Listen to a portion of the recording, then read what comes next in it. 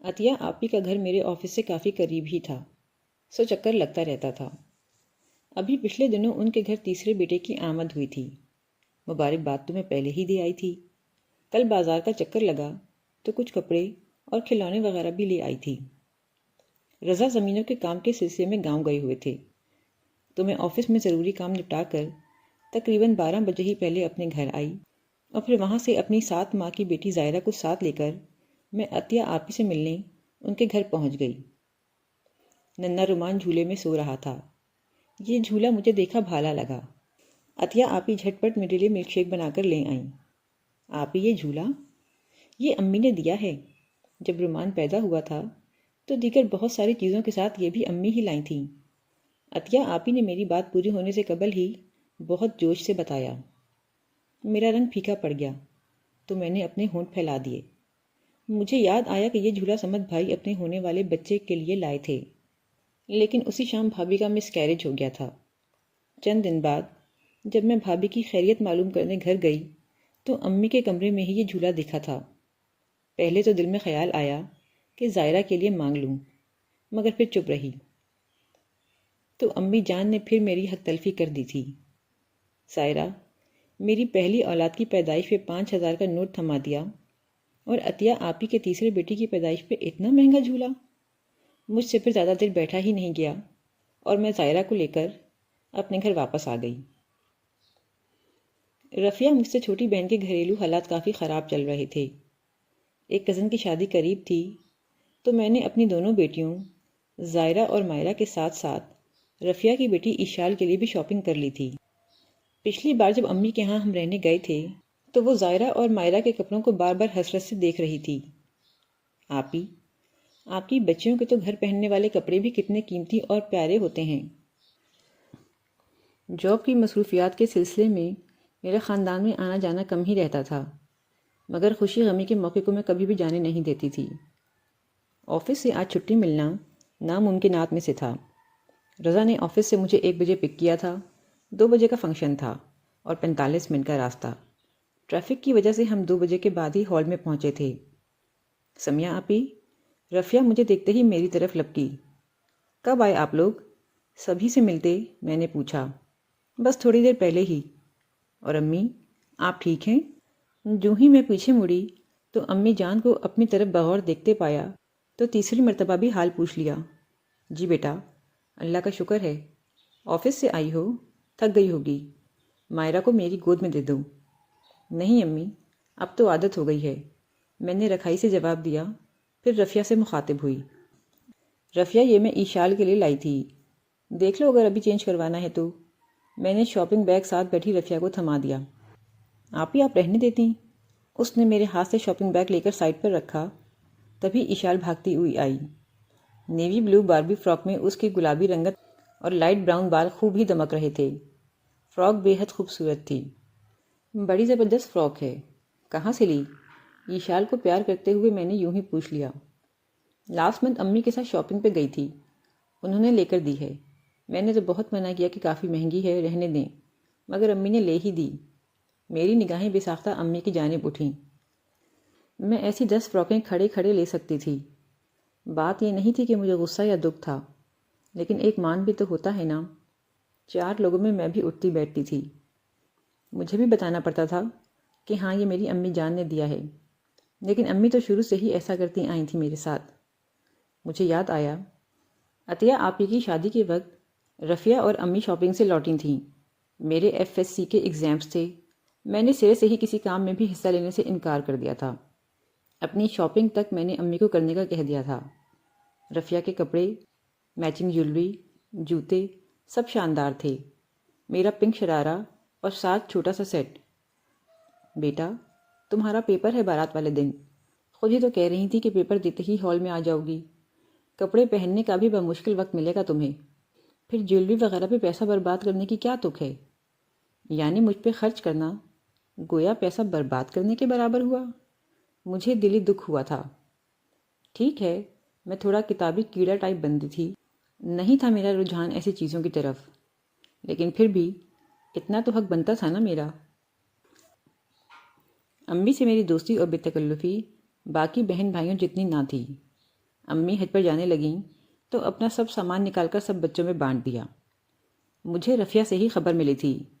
میں امی سے ملنے آئی تو انہوں نے سرسری سا ذکر کیا، تمہارا گھر بہت پیارا اور نیا ہے، اور میری چیزیں بہت پرانی تھیں مگر قیمتی بھی تو تھیں نا۔ شکوہ میرے چہرے کے ہر نقش میں سے ابھرا۔ سمیہ، اپنے لگائے ہوئے بیج کا پتہ ہوتا ہے کہ کون سا پھلدار ہوگا، کون گھنی چھاؤں والا، اور کون قسمت کی ستم ظریفی سہے گا۔ تم میری کوکھ کے بیج کا پھلدار درخت ہو جس کی چھایا بھی گھنی ہے۔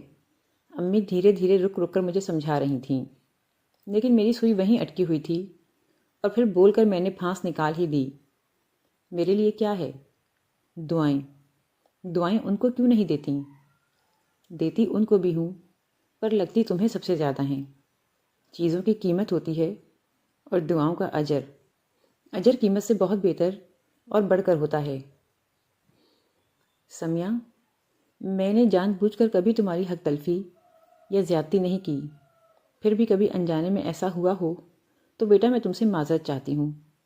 صبح ان کی فلائٹ تھی اور آج وہ سب زمین زادوں سے معافی مانگ لینا چاہتی تھیں۔ امی، میں ان سے لپٹ گئی اور آنسوؤں نے فی الوقت میرے سبھی گلے شکوے مٹا دیے۔ امی حج سے ہم تینوں بہن بھائیوں کے لیے ایک سے خوبصورت گاؤن اور چادریں لائی تھیں۔ مجھے کیونکہ اپنی ہی گاڑی میں آفس جانا ہوتا تھا تو گاؤن پہننے کی نوبت آئی ہی نہیں۔ چادر ایک دو بار بازار جاتے ہوئے اوڑھ لی تھی۔ حقیقتاً میرے پاس اس سے مہنگی اور اچھی چادریں تھیں۔ باہر کم نکلنے کے باعث ان کے اوڑھنے کی نوبت بھی ذرا کم ہی آتی تھی۔ ابھی بھی امی جان کا عطیہ بازی اور رفیہ سے لین دین دیکھتی تھی تو گلے شکوے سر اٹھا لیا کرتے تھے۔ ویسی ہی چیزیں میں کھڑے کھڑے خرید سکتی تھی، مگر میں اس احساس کو کہ امی جان نے دیا ہے انجوائے کرنا چاہتی تھی۔ خیر، وقت گزرتا گیا اور امی جان کا چہرہ جھریوں سے اور میرا سر چاندی سے بھر گیا۔ زائرہ اور مائرہ کی اٹھان غضب کی تھی۔ زائرہ میری گھریلو بچی تھی، مائرہ کمال کی ذہین تھی۔ ہر مقابلہ، ہر امتحان جیتتی آئی تھی۔ میرے لب میری اس بچی کے لیے ہر وقت محو دعا رہتے۔ کمیشن کا امتحان پاس کر کے میری بیٹی اسسٹنٹ کمیشنر بن گئی تھی۔ خوبصورت نین نقش، سلیقے سے اوڑھا دوپٹہ، باوقار چال، باڈی گارڈز اور بازاروں کا معائنہ کرتی مائرہ۔ میں صدقے واری جاتی اور ہمدم اس کے لیے دعا گو رہتی۔ ہر گرم سرد موسم میں مجھے اس کا خیال رہتا اور لب محو دعا ہو جاتے۔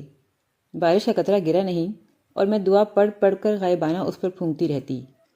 رضا ہنستے، لاہور کا ریلوے روڈ کراس کر رہی ہے تمہاری دعا اب، وہ گوگل میپ بن جاتے۔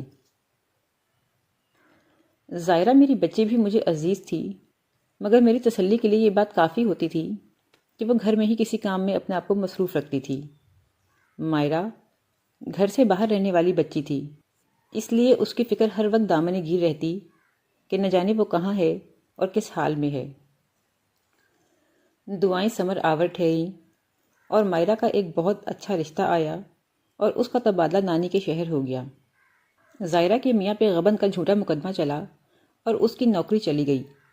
ان حالات سے اس کا میاں اتنا بدظن ہوا کہ تجربہ ہونے کے باوجود دوبارہ کہیں نوکری کے لیے اپلائی نہ کیا۔ کاروبار کرنا چاہتا تھا مگر اتنا پیسہ ہی نہیں تھا۔ میں نے رضا سے مشورہ کیا اور دونوں میاں بیوی کو بلایا۔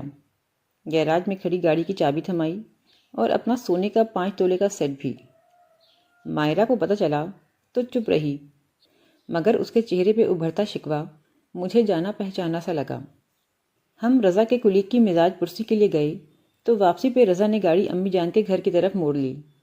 مجھے منشی سے کچھ کام ہے، جب تک تم مائرہ اور امی جان سے مل لینا، پھر شام کا کھانا کھا کر ہی نکلیں گے، مجھے گیٹ پہ اتارتے ہوئے رضا بولے۔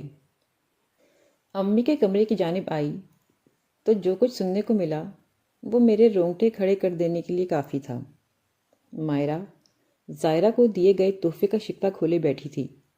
تبھی امی جان کی آواز میرے کانوں میں پڑی تو میرے قدم جامد ہو گئے۔ تمہیں پتہ ہے اولادوں میں سے خوش قسمت اولاد کون سی ہوتی ہے؟ جس کے حصے میں دعائیں آتی ہیں۔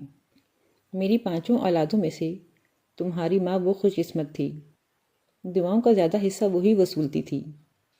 میں حج کے لیے گئی، کعبے پر میری پہلی نظر پڑی، پہلی نظر جس میں مجھے بہت کچھ مانگنا تھا، تمہارے ابو کی بخشش، میری آخری منزلیں، سمت کی اولاد، مگر جب بھی دعا کرتی تمہاری ماں کا چہرہ نگاہوں کے سامنے آ جاتا۔ جب جب ہاتھ اٹھاتی سمیہ ہی یاد آتی اور میں سوچ میں پڑ جاتی کہ اس کے لیے کیا مانگوں۔ تمہاری ماں کے لیے دنیا اور آخرت کے لیے میں نے اتنی دعائیں کی ہیں کہ اگر ان کا آدھا پونا حصہ بھی مقبول ٹھہرا تو وہ فلاح یافتہ میں سے ہوگی۔ انہی چیزوں کے لیے تمہاری خالائیں ترس رہی ہوتی تھیں جو تمہاری ماں فالتو سمجھ کے نکال دیتی تھی۔ تم اپنا اور ظاہرہ کا مقابلہ نہ کرو۔ ان کو اپنا سرکل چلانے کے لیے جتنے پیسوں کی ضرورت ہے اتنے کا تو تم سوٹ پہن رہی ہو۔ ایسی کوئی بات کہہ کر اپنی امی کا اور بہن کا دل میلا مت کرنا۔ تم تو خوش نصیبوں میں سے ہو کیونکہ تم دعاؤں والی ہو۔